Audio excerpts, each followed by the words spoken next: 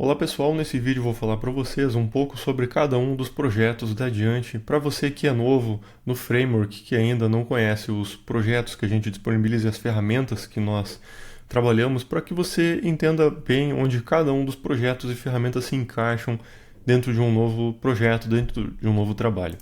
Então, obviamente, o primeiro de todos é o framework, que é a base de código para a maioria das ferramentas que nós desenvolvemos. O framework, como você já deve saber, é uma base de código para a construção de novos projetos. Mas nós podemos baixar o framework, temos o template, temos o tutor, temos as ferramentas, como é o caso do Studio, do Builder. Então, como cada uma delas opera entre si, né? Para que serve cada uma das ferramentas? E é isso que eu vou falar para vocês agora.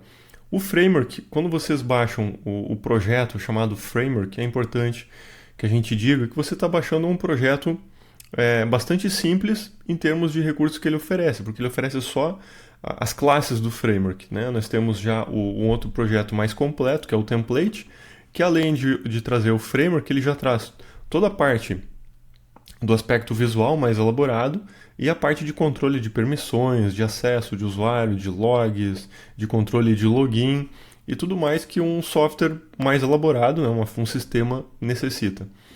Então, quando você baixa o framework, o que você vê são algumas telas de boas-vindas, de entrada, com acesso a, por exemplo, documentação, como aprender, né, acesso ao livro, curso, fórum.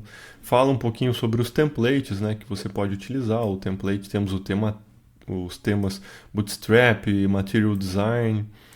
Fala um pouquinho sobre as ferramentas, né? Mas isso aqui são tudo telas de boas-vindas, né? Fala aqui um pouquinho de como está a sua configuração do PHP, mas basicamente em cima do framework você vai ter que criar tudo. Você vai ter que criar as classes, né? E se você quiser um controle de permissão, né? Um controle de login, isso tudo cabe a você criar.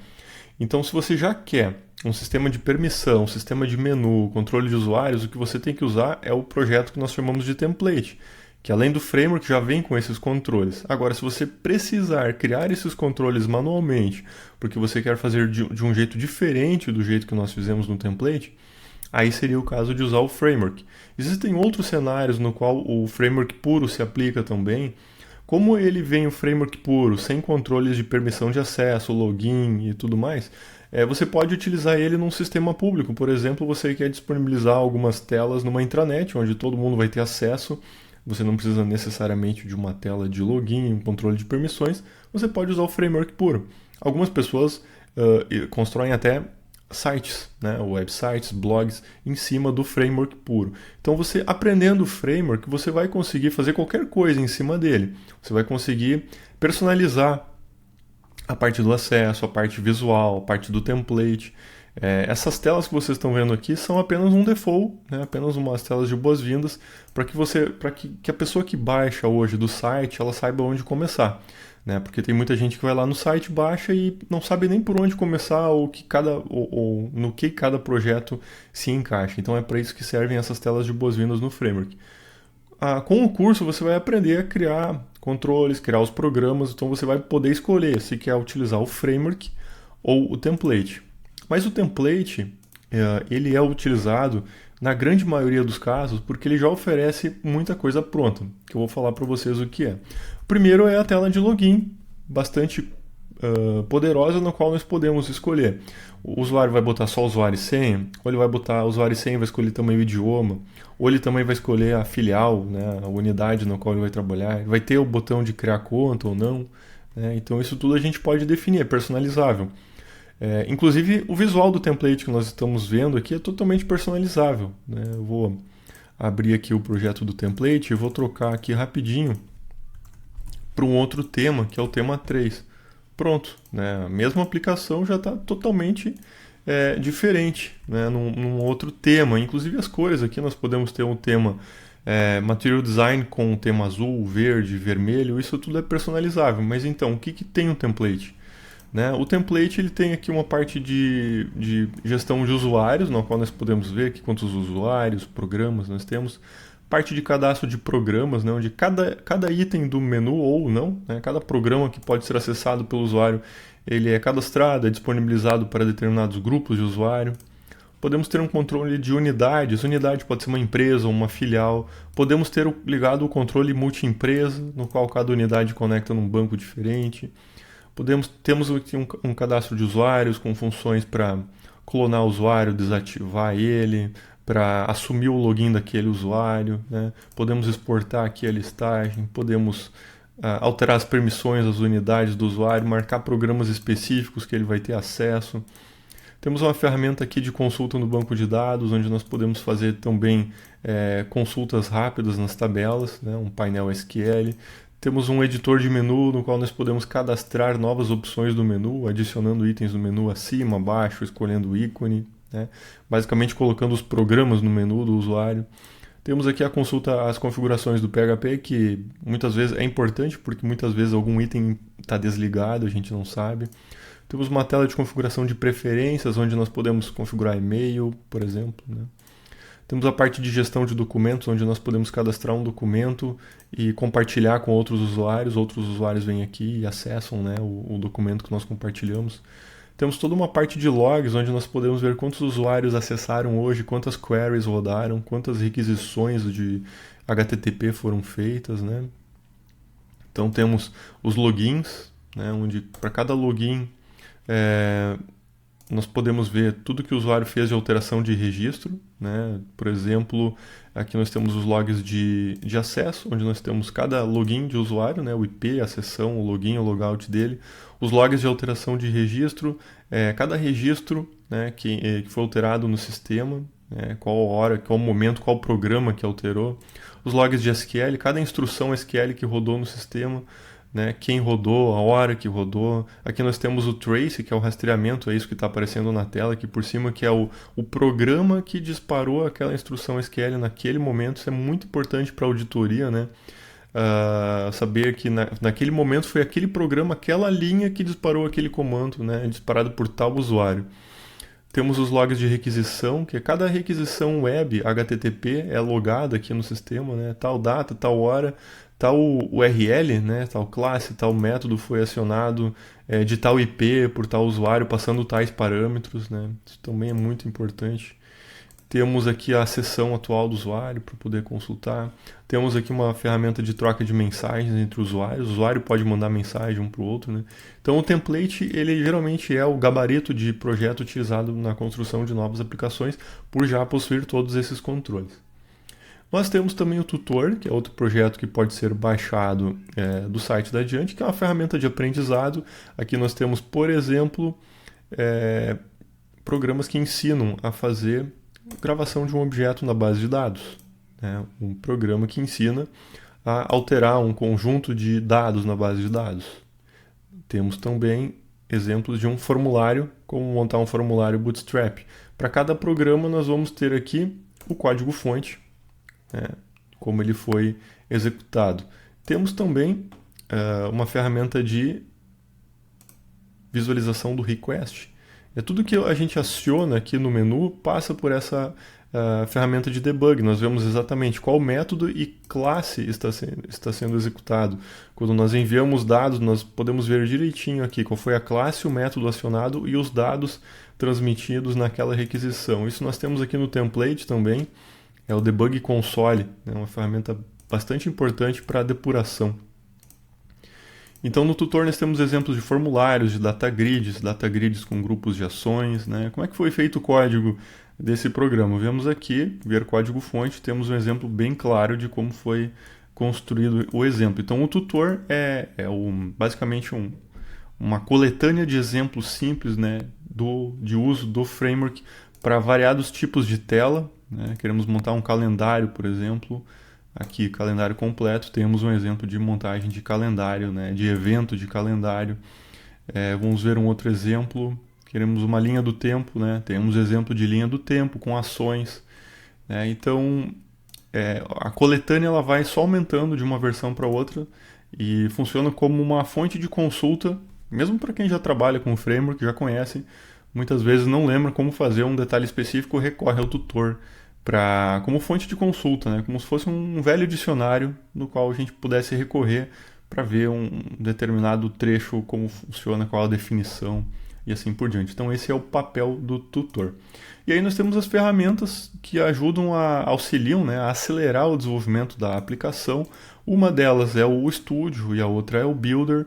Eu vou mostrar aqui rapidamente qual é o propósito de cada uma. O Studio Professional, ele tem um menu aqui em cima que tem algumas funcionalidades, por exemplo, para criar um projeto, para conectar numa base de dados, criar algumas páginas simples, gerador de formulários. Vou mostrar aqui rapidamente como gerar um formulário em cima de uma classe. Então, vou fazer algumas definições, vou escolher os campos que eu quero, vou gerar, e ele vai gerar o código-fonte daquele formulário de cadastro, onde eu vou poder fazer as alterações aqui e deixar ele do jeito que eu preciso. Também temos geração de formulário mestre detalhe, geração de data grids, né, de listagem simples de relatórios. Vou gerar aqui uma data grid rapidamente, vou fazer algumas definições. Aqui eu tenho quais colunas nós vamos ter na data grid, né? Como eu não quero todas as colunas, eu vou excluir aqui algumas. Quais campos vão ser usados como filtro, geramos.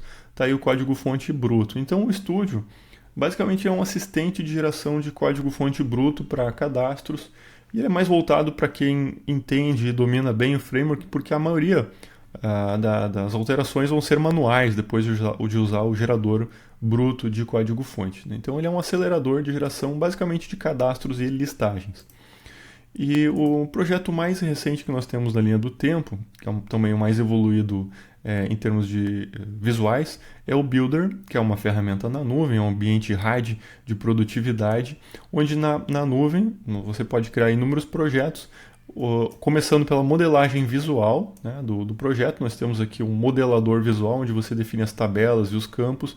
É possível importar uma estrutura de banco com Create Tables já pré-definida para acelerar esse processo também. E em seguida nós temos ferramentas de criação de páginas e de código-fonte. Então nós podemos aqui criar vários tipos de página, como formulário de cadastro, listagens, relatórios, documentos, gráficos. E para cada página criada nós podemos, por exemplo, um formulário de cadastro de cidades. Nós temos aqui os pontos de edição, que são trechos do código, né, pontos que nós podemos alterar, realizando intervenções manuais, conforme a API do framework, conforme os métodos do framework. Temos aqui uma página de cadastro de vendas, então para cada componente nós temos as propriedades dele.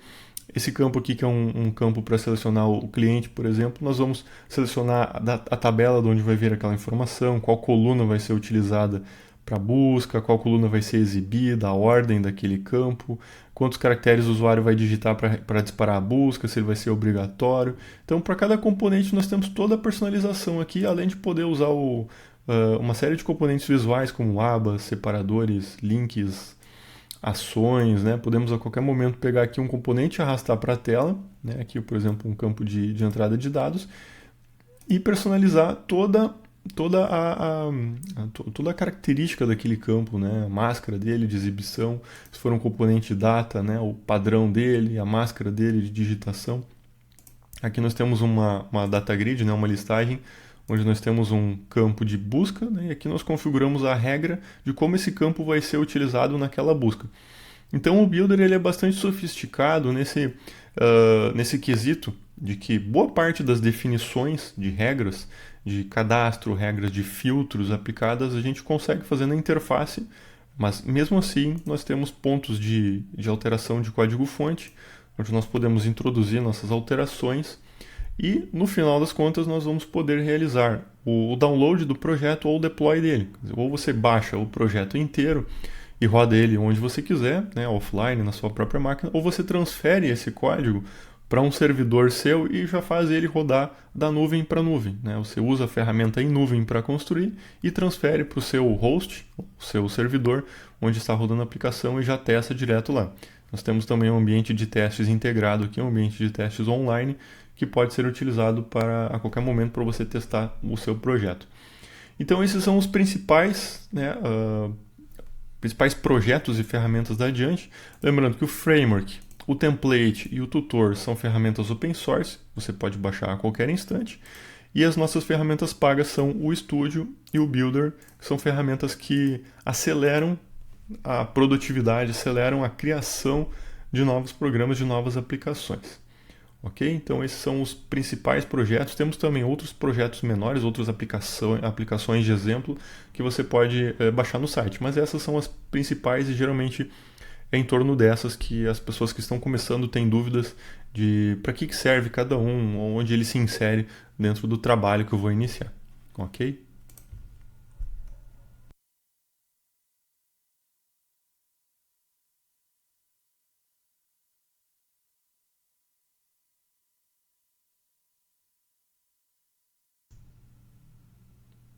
Olá pessoal, nesse vídeo nós vamos falar sobre a estrutura de diretórios que acompanha alguns projetos, como é o caso do framework e do template.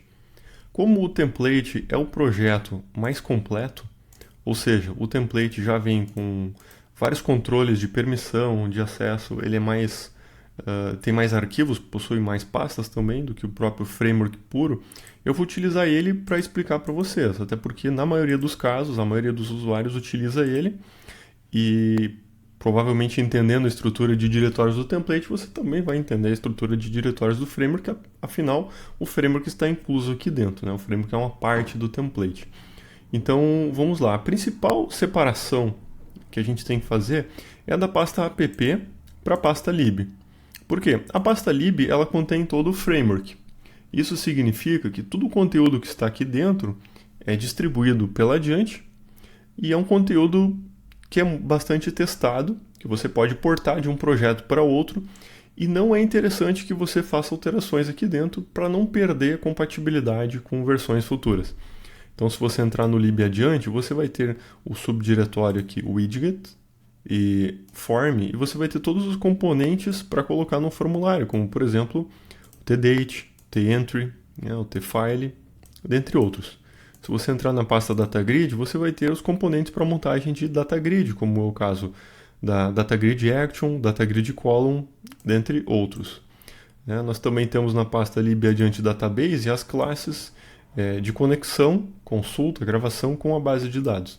Então todo o conteúdo da pasta lib é distribuído por nós a cada versão nova do framework e não é interessante que você altere o conteúdo aqui dentro para não perder compatibilidade.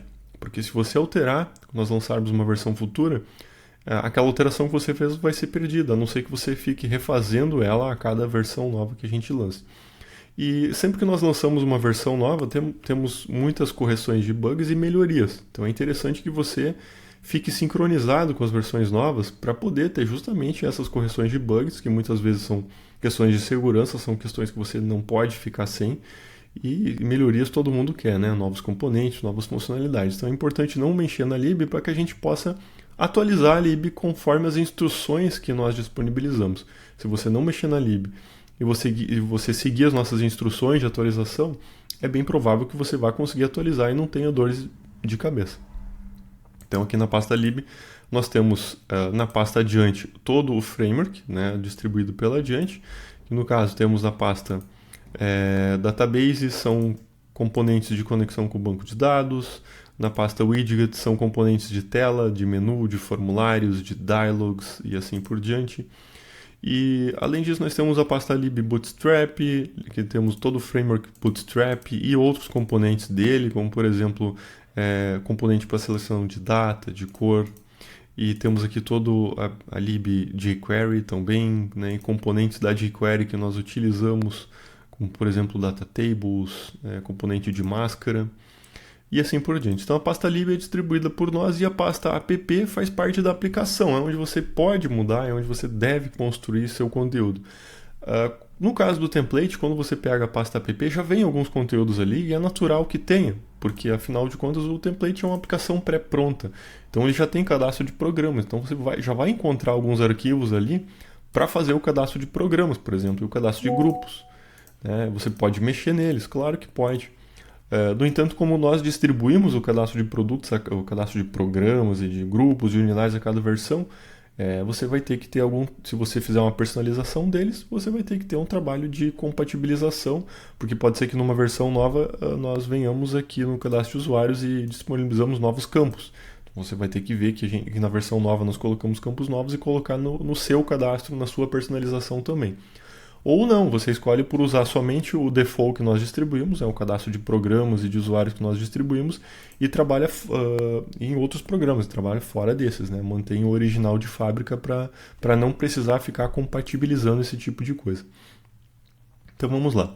Na pasta ppconfig nós temos as configurações. Então, no application.ini, por exemplo, nós temos o principal arquivo de configuração do framework, as configurações globais de linguagem, de tema, de opções de linguagem para login, programas públicos, se o usuário vai poder se autocadastrar. Fora isso, nós temos o arquivo de conexão com a base de permissões, porque o framework trabalha com a base de permissões, a base de logs e a base de comunicações. São 3 bases. Permissões tem todo o cadastro de usuários, grupos e permissões. Log tem registro de log de SQL, de mudança de registro, e assim, log de acesso. E comunicação tem as mensagens trocadas entre usuários e os documentos. Você pode pegar e juntar tudo numa base só, se quiser. Por exemplo, pegar a base de comunicação, a permissão e jogar junto com a sua aplicação, ok, sem problemas. Você vai ter as tabelas da sua aplicação, os cadastros de usuários, de grupos e o cadastro de documentos e mensagens entre usuários na mesma. A base de log eu não recomendo você utilizar junto com a base da aplicação, porque a base de log ela tende a crescer muito. Afinal de contas, à medida que os usuários vão utilizando a aplicação, vai ter mais registro, mais alteração, mais SQL, mais request, tende a ficar muito grande, então vai prejudicar o backup da sua aplicação. Então minha recomendação é sempre deixar o log numa base separada, para não prejudicar a estratégia de backup. Então a pasta config tem arquivos de configuração. A pasta control vai ter as classes, as páginas, né, as classes de controle da sua aplicação, e aqui você vai criar subdiretórios conforme os seus módulos do seu sistema. Então se você estiver fazendo um ERP, na pasta control você vai criar ali a pasta vendas, a pasta compras, financeiro, quantos a pagar, quantos a receber e assim por diante. Já tem algumas pastas aqui. O que elas fazem aqui? Pasta admin, por exemplo, tem tudo que você está vendo aqui no módulo administração. Cadastro de programas, usuários, quando você vem aqui, edita um grupo, formulário de grupo, está tudo aqui. Ó. Group Form é o formulário de grupos. Group List é a listagem de grupos. Ó, Program Form é o formulário de programas. E Program List é a listagem de cadastro, listagem de programas. Tudo que você vê aqui no menu administração está aqui, né, na pasta app Control Admin. Na pasta Communication, nós temos os programas do módulo de comunicação, né, que é basicamente o controle de documentos, cadastro de documentos e as mensagens entre usuários. Então aqui a gente tem Document Form, Document List, Message Form, Message List, notificações e assim por diante. Na pasta Log, nós temos os programas que visualizam os logs, né? Por exemplo, Log List, Request List, o Change Log. Então, se você clicar aqui em logs, todos esses programas estão dentro dessa pastinha ali. E a pasta public é só um exemplo de página pública, né? Além disso, nós temos message list, notification list, que são esses programinhas que você vê que quando clica no popzinho aqui em cima eles aparecem, né? Então esse é control. App Database aqui nós temos os bancos de dados distribuídos com o template. Nós temos no caso o communication.db, que é a base de comunicação, que tem o cadastro de documentos e mensagens. Temos o log.db, que é todas as tabelas de registro de logs, e o permission.db, que é todas as tabelas de permissão de usuário, de grupo e assim por diante. Isso está em 3 bancos de dados separados, e no config nós temos 3 arquivos de conexão, o log.ini, o communication.ini e o permission.ini, que dizem basicamente, olha, o cadastro de permissões está nesse banco de dados aqui no formato SQLite. Por que está no formato SQLite? Porque SQLite é um formato de arquivo simples, é fácil de você embarcar numa aplicação, ninguém precisa ter conhecimentos extraordinários para fazer o SQLite funcionar, porque é só descompactar, o PHP já vem com suporte a esse banco de dados. Então é para nós simplificarmos a instalação do template, mas obviamente depois você vai alterar isso aqui e colocar no seu banco de dados, num MySQL, num Postgres e assim por diante. Então como nós fazemos isso para colocar em outro banco de dados? Aqui nós temos as instruções SQL para a criação desses bancos de dados. Então se você pegar o permission.sql, você tem todos os create tables aqui para rodar no seu MySQL, para rodar no seu Postgres. Então você vai pegar todas essas instruções SQL e criar lá no seu banco de dados. Criar a base de comunicação, criar a base de permissão, criar a base de log né? Você vai rodar lá esses SQL e depois você vai vir aqui nos inis, né, o permission.ini, e trocar aqui o host, a porta, o usuário, a senha, conforme a documentação do framework instrui, né, no livro e que nós distribuímos também tem todos os parâmetrozinhos aqui. Então dá para trocar isso aqui sem problemas. Images são algumas imagens, né, distribuídas junto. Pasta lib, nós temos algumas bibliotecas simples, como por exemplo geração de barcode, de documentos HTML. Aqui na pasta pp include você pode colocar algumas bibliotecas específicas JavaScript que você vai precisar para sua aplicação, mas nós já temos aqui algumas coisas como por exemplo, nessa parte administrativa aqui, né, nós temos aqui um CSS e um JS, algumas funções de JavaScript e alguns estilos já, né? Aqui nós temos classe de montagem de menu, aqui nós temos a biblioteca FPDF utilizada, aqui temos algumas classes de montagem de relatórios, isso aqui tudo está no escopo da aplicação. Na pasta útil temos algumas classes utilitárias, como a Mail Service, que manda e-mails, né, que no livro a gente ensina a utilizar ela. Então isso aqui tudo faz parte do escopo da aplicação. Então app você tem mais liberdade de mudar do que lib. Lib não recomendamos para que seja simples o processo de atualização de versão do framework. Ok? Na pasta REST temos alguns exemplos de utilização da API REST. Por exemplo, eu preciso criar um usuário. Você precisa criar um usuário para esse ambiente sem vir aqui manualmente no cadastro de usuários, dar um novo. Você quer fazer isso a partir de uma outra aplicação. Então aqui tem um exemplo de user create, código-fonte, que uma outra aplicação executaria para criar um usuário dentro dessa plataforma, ou para excluir um usuário, ou para retornar as informações de um usuário, dando um get, né? Ou para listar todos os usuários, ou para alterar um usuário. Isso tudo tem exemplos prontos já, e no livro a gente ensina também, né? Essa pasta, essas são só exemplos disso também. Esqueci de falar na pasta pp output, essa é a pasta onde geralmente a gente escolhe para gerar arquivos de saída, né, arquivos temporários. A pasta tmp é utilizada para fazer upload de arquivos, inicialmente eles vêm para cá antes de serem movidos para outro lugar. E a pasta vendor tem bibliotecas que já vêm junto com o framework, bibliotecas de terceiros, como é o caso da PHP Mailer para mandar e-mail, PHP RTF Lite para gerar RTF, tem bibliotecas para barcode, para QR Code, né, que no caso da Bacon é para geração de QR Code e da Piquet é para geração de barcode e assim por diante. Isso tudo faz parte do ecossistema do Composer, que é uma ferramenta para PHP que você pode, pela linha de comando, instalar pacotes, um repositório que tem milhares de pacotes, muito grande mesmo.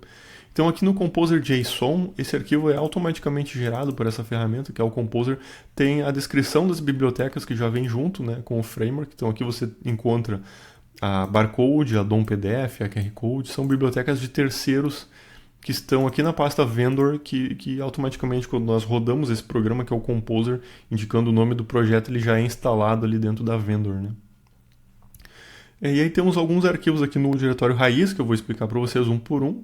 Por exemplo, o download.php é um arquivo que baixa os arquivos gerados pela aplicação. Então ele tem aqui um filtro, né, para não deixar a gente puxar qualquer arquivo do servidor.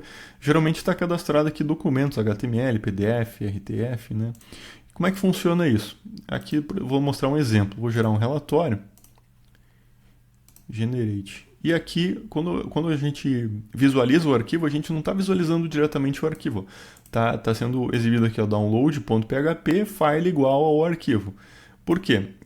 O acesso ao arquivo direto é desabilitado, é proibido. Dentro do diretório pp output tem um arquivo do Apache, que é o .htaccess, que impede esse acesso direto. Então ele tem que passar pelo download.php. O que o download.php faz? Basicamente, no caso do template, ele vê se você está logado e se a extensão do arquivo é uma das permitidas, para não permitir que, mesmo não estando logado, alguém consiga visualizar algum arquivo gerado pela plataforma, o que seria uma falha de segurança, né? Alguém visualizar, por exemplo, um relatório. E aí nós temos alguns arquivos que eu vou explicar depois, num outro vídeo mais completo, que é o caso do engine.php, que é o motorzinho de geração. É um motorzinho de geração de navegação das páginas, né? Tudo que você está vendo aqui, quando a gente clica, passa pelo engine. Temos o index, que é a carga inicial da aplicação. Quando nós viemos aqui acessando a aplicação pela primeira vez, é o index que faz essa carga. Temos o init, que é o arquivo que carrega as classes do framework, é o primeiro arquivo que é carregado de todo mundo, né? Temos o menu.xml, que é basicamente o arquivo onde se encontra as opções disponíveis no menu, né? E temos o nosso servidor REST, que está aqui, né? Não está habilitado ainda, ele está com a extensão .dist, nós temos que tirar o .dist e deixar só o .php. Temos duas versões deles, uma mais simples e outra com segurança de chaves e tudo mais, que nós vamos explicar em outros vídeos. Mas a grosso modo, esses são a principal estrutura de diretórios do framework, e a principal mensagem que fica é tente não mexer na lib, né, para a gente conseguir garantir as atualizações para as próximas versões. E dentro da app, lembre que tem várias pastas, que é o caso da admin, a control e a log, que são cadastros do template, tá aqui, distribuído por nós, que é cadastro de programas, grupos, e nós vamos amadurecendo esses cadastros de uma versão para outra. Então, se você puder seguir a versão original, é mais interessante, porque à medida que nós vamos lançar novas versões, você já vai poder se beneficiar mais facilmente desses recursos. Porém, se você precisar customizar, você vai precisar fazer uma comparação dos códigos sempre de uma versão para outra para ver o que mudou, né? Faltou aqui explicar a pasta model, que são as classes de modelo, são as classes que gerenciam o acesso a essas tabelas, né? As tabelas de programas, tabelas de grupos, são as classes que gerenciam essas tabelas do banco de dados. Mas a gente vai ver mais para frente com mais detalhes também, ok? Então essa é a estrutura de diretórios do template, né? Na separação do framework e da aplicação ali dentro.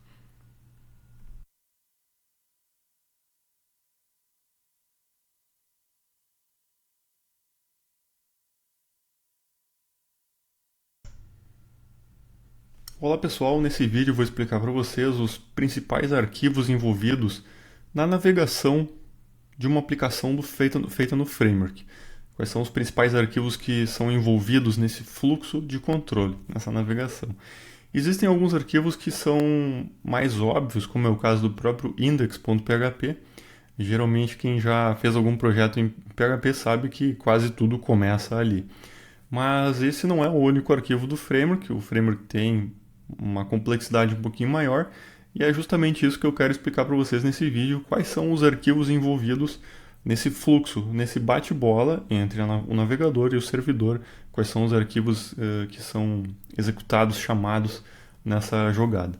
Então, tudo começa obviamente, com o index.php. Então, quando o usuário acessa uma aplicação feita no framework, não importa se ele está logado ou não está, dá um enter aqui em cima do URL, né? Sempre que é feito um enter ou uma recarga total aqui com F5, de alguma maneira passa pelo index, né? Tudo começa com ele, mas não se restringe a ele, obviamente. Então nós vamos começar a estudar esses arquivos, vamos ver o que tem dentro de cada um deles, e vamos ver o que faz esse código-fonte que está ali dentro.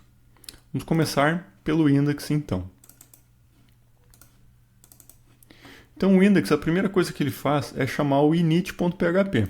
O que faz o init.php? O init.php talvez seja o arquivo mais importante de todo o framework, porque ele faz o carregamento das classes. Então, mesmo que você faça uma coisa bem diferente, por exemplo, o cmd.php, ele executa a classe do framework pela linha de comando. A primeira coisa que ele faz, além de fazer uma verificação de segurança, é carregar o init.php. Então, qualquer arquivo que você queira fazer alguma coisa isolada do framework, fora do framework, você vai precisar do init.php, porque é ele que faz o carregamento das classes do framework. Então, você vai ver que a primeira coisa que o index faz é carregar o init.php. O que o init.php faz? Basicamente, ele chama a classe AdjuntCoreLoader, né, e registra ela para que essa é a classe, olhem só, é uma classe que carrega as outras classes. AdjuntCoreLoader é a classe principal de carregamento das classes do framework. Essas três linhas dizem para o PHP, olha PHP, usa essa classe aqui, basicamente o método autoload dela, para carregar as classes do framework. Okay?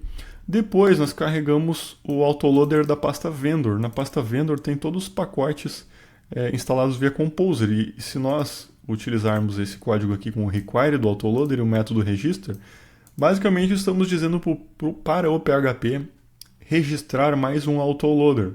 Ou seja, carregue as classes na pasta vendor instaladas pelo Composer. Então essa linha faz isso. Em seguida, nós vamos ler o application.ini, que é o arquivo de configuração global do framework, da aplicação, e nós vamos jogar esse ini para uma classe chamada AdjunktApplicationConfig. Então, a qualquer momento, nós vamos poder chamar AdjunktApplicationConfig, né? Essa classe tem um método que é o método get, esse método vai retornar essa configuração, se você precisar.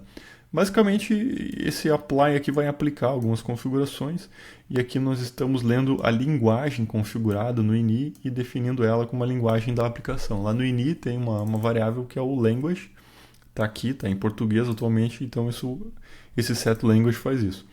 Depois nós definimos algumas constantes, por exemplo, a constante application name. Em qualquer lugar da aplicação você vai poder usar essa constante, vai ter o nome da aplicação. O que é o nome da aplicação? O nome da aplicação é o que está definido no application.ini, na variável application.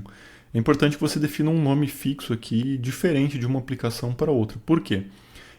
Dentre outras coisas, essa variável aqui é utilizada para separar as variáveis de sessão. Então, se você tiver duas aplicações rodando no mesmo domínio, mesmo host, e as duas tiverem o mesmo application name, isso vai ser um problema, porque o usuário vai logar numa, automaticamente ele já vai estar logado na outra, porque as duas vão compartilhar a mesma área de sessão. Então, se você tiver duas aplicações rodando no mesmo host, mesmo domínio, coloque, primeira coisa é colocar nomes de aplicações diferentes aqui na variável application. Depois a gente verifica a versão do PHP, enfim, esse é o básico ali para não deixar o usuário rodar com uma versão, o desenvolvedor, rodar com uma versão muito antiga, né? Então o init.php carrega as classes, carrega o application.ini, verifica a versão do PHP, dentre outras coisas. Aqui nós estamos lendo o tema, por exemplo, o tema vem da variável ini, para a posição general theme, né? Então aqui, general theme, nós temos o tema da aplicação. Por isso que assim que nós trocamos aqui de tema 3 para tema 4, basta dar um reload aqui que ele já troca o tema, né? Porque passa pelo index, e o index carrega outro tema para a aplicação.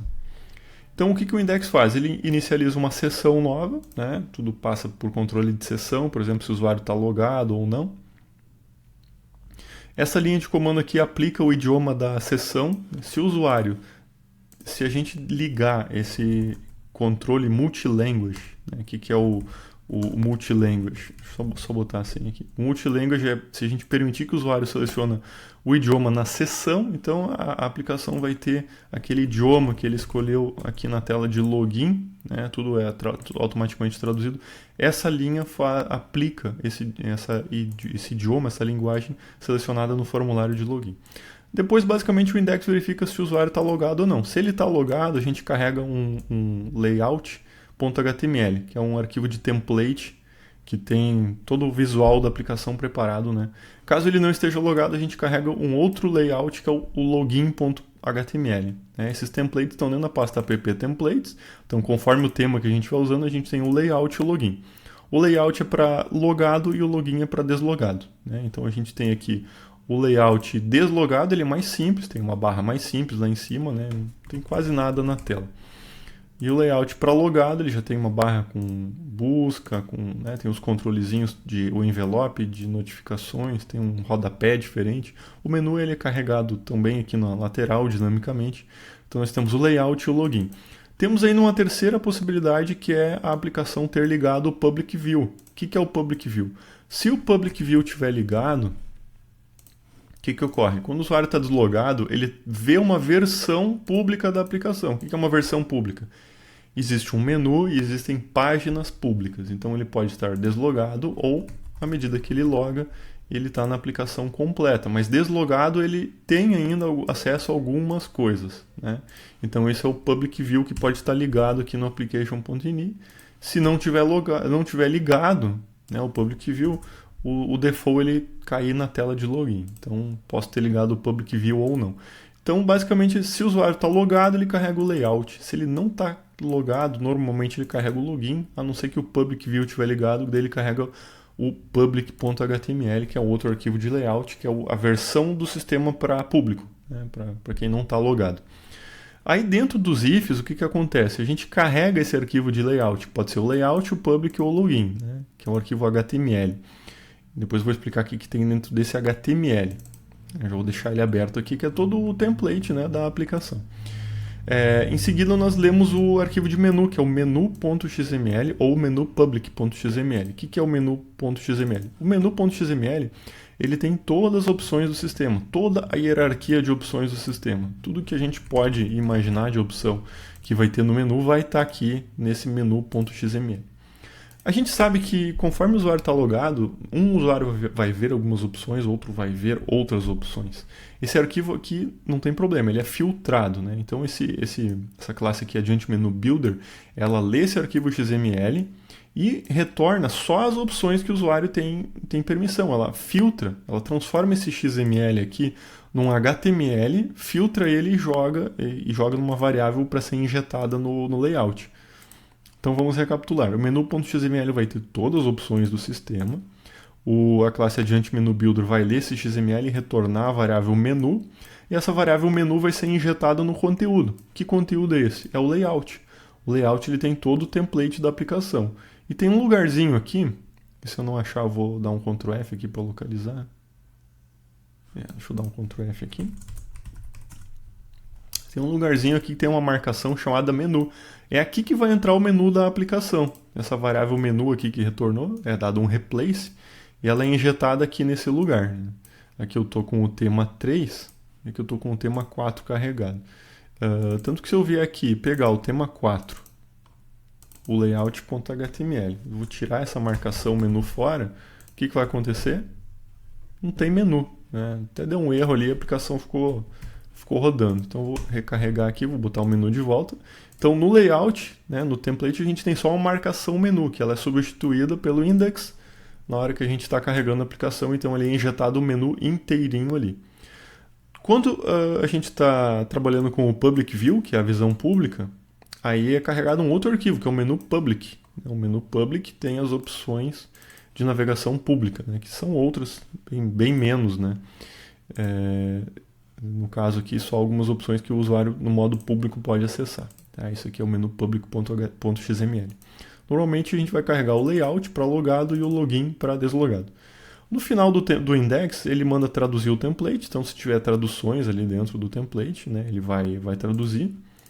Deixa eu ver aqui algum exemplo. Aqui tem um exemplo de tradução, underline T, e entre chaves a palavra que a gente quer traduzir. Isso, obviamente, essa palavra tem que estar no dicionário do sistema, que é o arquivo Application Translator, então ele vai traduzir tranquilamente isso aí. Depois ele chama o método parse, que basicamente faz substituições de algumas coisas, algumas variáveis dentro do template. Por exemplo, dentro do template tiver a variável lang, ele vai botar ali o idioma que está sendo usado, username, user email. Vamos ver um exemplo? Vou buscar aqui a variável username. Está aqui, ó. Variável username, nome do usuário. Já que o nome do usuário está na tela aqui em cima. O nome do usuário aqui e o e-mail aqui. Tá? Essas variáveis aqui, username e user email, são substituídas pelo Adjunct Template Parser.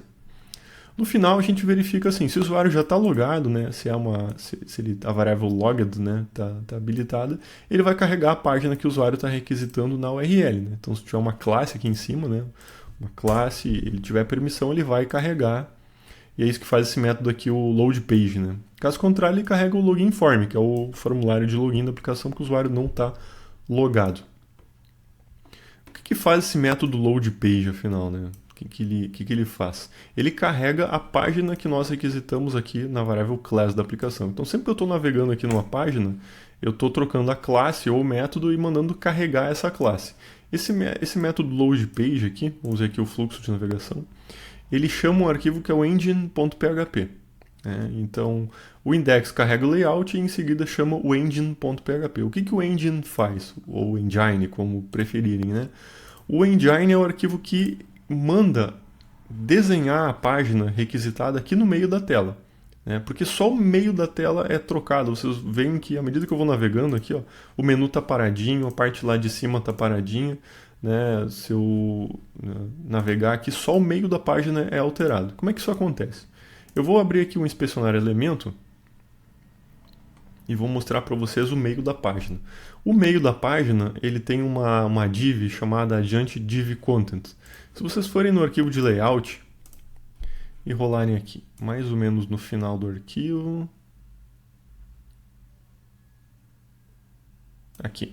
aqui tem uma div que é Adiante Div Content. É aqui que é injetado o conteúdo daquela classe que nós estamos navegando naquele momento, né?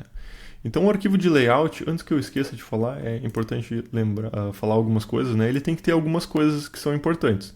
Uma delas é a marcação libraries. É aqui que são injetadas todas as bibliotecas utilizadas do framework, que por sua vez estão no diretório app templates, tema, /libraries.html, que nós temos todas as bibliotecas que o framework precisa para trabalhar.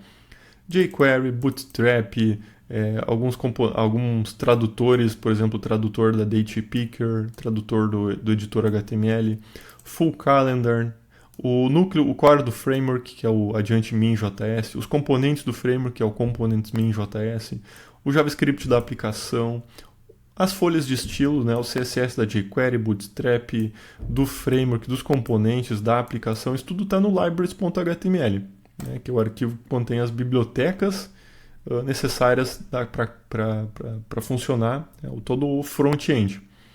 Tudo isso ali é injetado nessa posição aqui do layout, a posição libraries. Então, se você for criar um outro template, né, vamos parar, esse template é legal, mas eu não gostei totalmente dele, eu quero criar um outro. Uma das coisas que você tem que ter no novo template é isso aqui, ó, a marcação libraries e a marcação head. Essas variáveis são substituídas em tempo de execução. Outra coisa muito importante é a div content, que é aqui que é injetado o conteúdo daquela página que você está navegando. E a online content e a content 2 é onde são injetadas janelas que você abre por cima. E o right panel é a cortina lateral da direita, né, que a gente pode acionar em muitos casos. Deixa eu mostrar aqui um exemplo para vocês. Páginas... Aqui, cortina lateral. Então essa cortina lateral é aberta aqui no right panel. Então isso aqui tem que manter no outro template. A div content, a online 2 e a right panel. O resto do template vocês podem mudar à vontade, né? Isso é bem livre. Isso é de cada um fazer essas alterações, ok? Então, o que acontece? O layout.html ele tem essa div aqui. Então, quando a gente carrega a aplicação, posso mostrar aqui no tutor também, quando a gente dá um enter aqui, deixa eu mostrar um outro programa mais fácil de explicar, que é um formulário. Quando a gente dá um enter aqui, ele carrega o index, né? Obviamente carrega o index carrega o layout, então ele vai carregar todo esse HTML na tela, e no final ele vai chamar o load page. O load page ele vai chamar um outro arquivo que é o engine.php, ou engine, né? E o engine vai fazer a carga só daquela classe que nós requisitamos aqui no meio da tela. Então se a gente vier aqui no inspecionar elemento, aqui está div content, agora eu vou trocar de página, vocês vão ver aqui que vocês vão ver a atualização desse trechinho aqui, que só aquele pedacinho é atualizado, ó.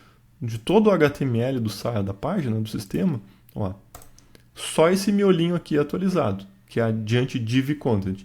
Então todo o restante da página tá paradinho ali, nada acontece com ele. Então vou vir aqui, ó, formulários, ó, estão vendo aqui, ó, div content, vou até abrir o conteúdo aqui, ó, vou pegar uma página diferente, ó, recarregou só esse trechinho aqui.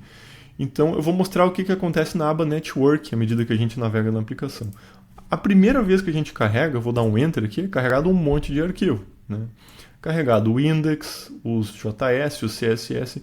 Embora, como eu já carreguei a aplicação antes, vocês vão ver que a maioria está cacheado, ó. Ele está trazendo do cache do navegador. Então só carregou mesmo, de fato, alguns poucos arquivos que são os .php. Agora eu vou botar um filtro aqui para ele só trazer arquivos .php aqui na aba Network e vou navegar. Tá?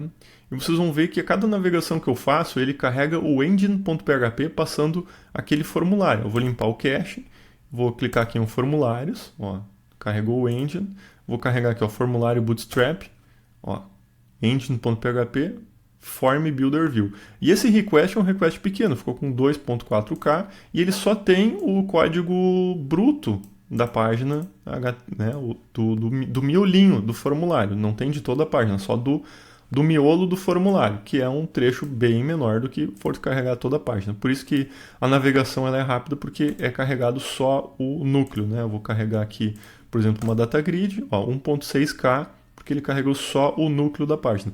Então, sempre que a gente clica numa action, sempre que nós clicamos aqui, por exemplo, no botão de enviar de um formulário, não é toda a página que é carregada. É só esse programinha que é chamado, o engine.php, passando como parâmetro ali, class igual, né, a classe que nós estamos requisitando, e no request, na resposta, né, do servidor, vem só esse trechinho aqui, só esse miolo da página, que por sua vez é injetado no div content. Então, à medida que eu vou navegando, vocês vão vendo que esse trechinho do HTML ele é atualizado somente, o resto da página fica igualzinho.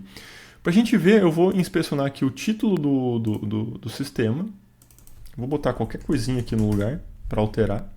Ó, botei um monte de letrinhas lá, né? E aí eu vou continuar navegando na página. Vejam que lá não mudou, continua igual, né? Porque toda essa página aqui de cima, a parte lateral e o rodapé do sistema não são recarregados, só o núcleo da página é recarregado. Então sempre que nós navegamos, e nós podemos conferir aqui na aba Network, é carregado somente o engine.php. Às vezes são carregadas algumas fontes, algumas imagens sob demanda que aquela página necessita, né? Mas, via de regra, o que é carregado aqui é o engine.php. Vou botar como filtro aqui só arquivos PHP. O index não é mais carregado, a não ser que eu venha aqui de um Ctrl R, um F5. Aí sim, ele carrega o index e carrega até uns outros PHPzinho aqui, que no caso é a caixa de busca, né? Vocês vão ver no template. Deixa eu botar um filtro aqui por .php na aba Network.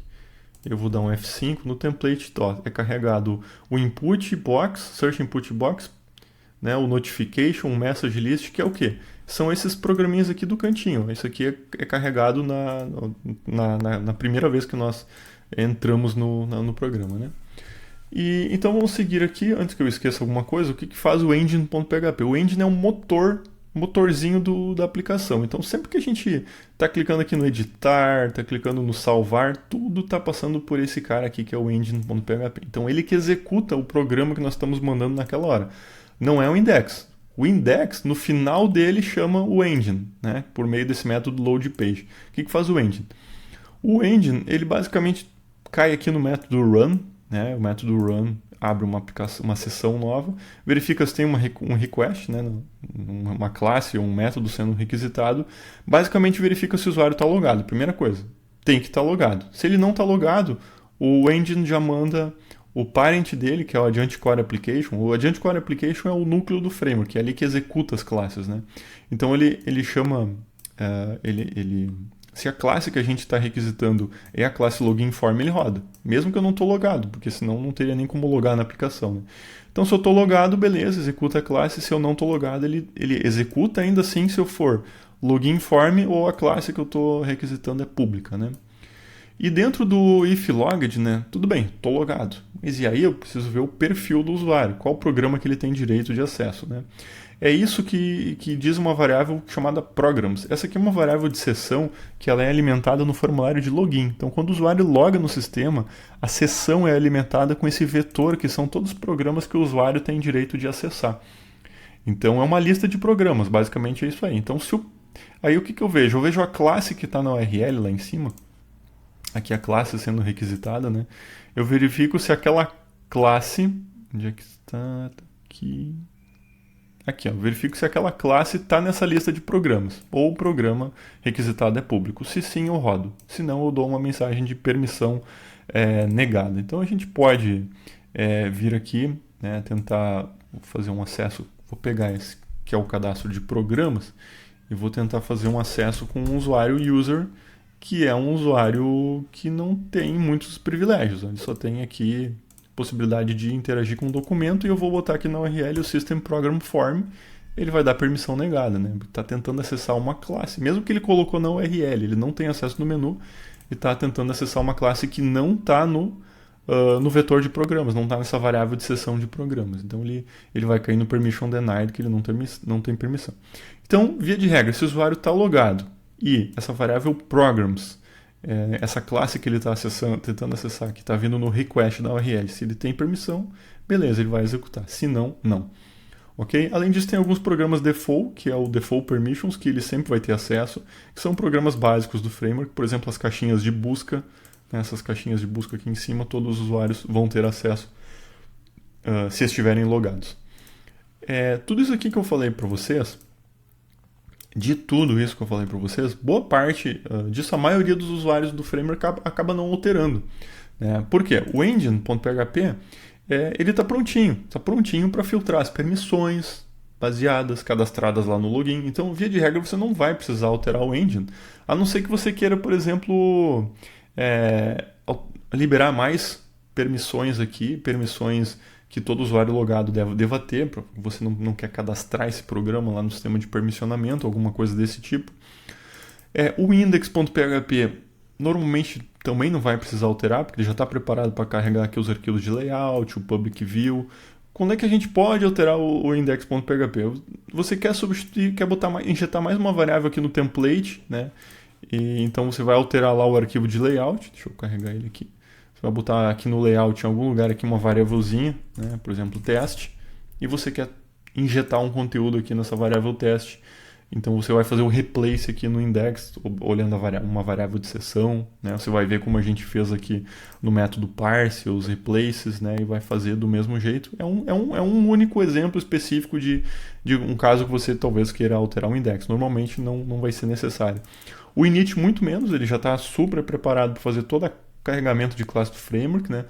Por que eu estou explicando isso para vocês? Porque em alguns casos, alguns usuários mais avançados precisam fazer intervenções em alguns pontos e é importante saber em quais pontos fazer essas intervenções, né? Então o mais comum é nós alterarmos o application.ini, né? Justamente é um arquivo de configuração da aplicação que serve para isso, e o layout, né? Que é o arquivo que é o tema da aplicação, o HTML que está todo aqui dentro, que é renderizado aqui, né? À medida que a gente dá F5, né? À medida que nós navegamos na aplicação, tudo que nós estamos vendo aqui são layouts HTML. No caso, esse aqui é o layout.html e esse aqui é o login.html. Claro, esse aqui é um formulário que é injetado dentro do login.html. Esse formulário não está no login.html. Se vocês vierem aqui na pasta app templates e carregarem login.html, existe a div content, né? Aquele formulário é injetado aqui dentro. Aquele formulário é o login form, né? Uma classe que é injetada ali dentro, né? A gente vai falar de classes de controle mais para frente. Então é isso, pessoal, né? Nós temos o index, temos o init, temos o engine, temos o layout, temos o libraries, temos o menu, temos as páginas, e os arquivos mais comuns de serem alterados são o application.ini e o layout, já que os demais, né, seja o init, o index, o engine, eles já possuem bastante controles, né, e bastante flexibilidade para garantir a maioria das funcionalidades que os usuários precisam. Porém, é meu dever explicar para vocês, né, o papel de cada arquivo para que no momento que vocês precisarem fazer essa intervenção, vocês possam. Mas a mensagem mais importante é que o index é carregado apenas no início, ele carrega o layout, e a partir desse carregamento fica um bate-bola entre engine e a aplicação, e o visual, né? E é muito importante vocês... quem não está acostumado ainda a aprender aqui a usar as abas do inspetor, né? Principalmente a aba console, a aba elements, a aba network, para ver o que está passando por aqui, né? Então, à medida que eu estou navegando num programa, o que está correndo aqui, vou botar um filtro PHP, está correndo aqui uma requisição para o engine, né? E o que está vindo nessa requisição, aqui eu vejo a resposta, né? É o miolinho da página, né? Onde é que esse código está sendo inserido? Está sendo inserido aqui na div content, né? Então, à medida que eu vou navegando, eu vou vendo que esse conteúdo aqui é alterado. Então, é interessante vocês aprenderem a usar o Elements, o inspecionar elemento, monitorar o tráfego da rede, né, que está passando no network, e o console também é muito importante para ver se não está acontecendo algum erro JavaScript que a gente não está percebendo, né? Então, com isso, vocês dificilmente vão ter algum problema. Uma outra dica que eu dou é aqui no PHP Modules, vocês verificarem se o ambiente de vocês está verdinho aqui para desenvolvimento, né?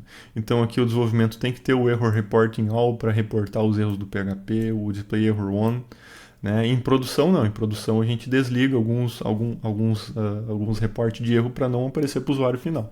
Mas aqui em desenvolvimento é interessante que a maioria esteja verdinho para que qualquer erro que esteja acontecendo no seu ambiente você esteja vendo, né?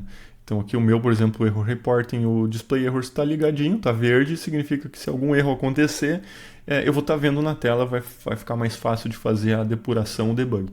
Então você entendendo esse fluxo de navegação e você tendo aqui o PHP configurado conforme as recomendações, fica bem mais fácil você dar prosseguimento no curso, no desenvolvimento, criar um programa, você vai conseguir.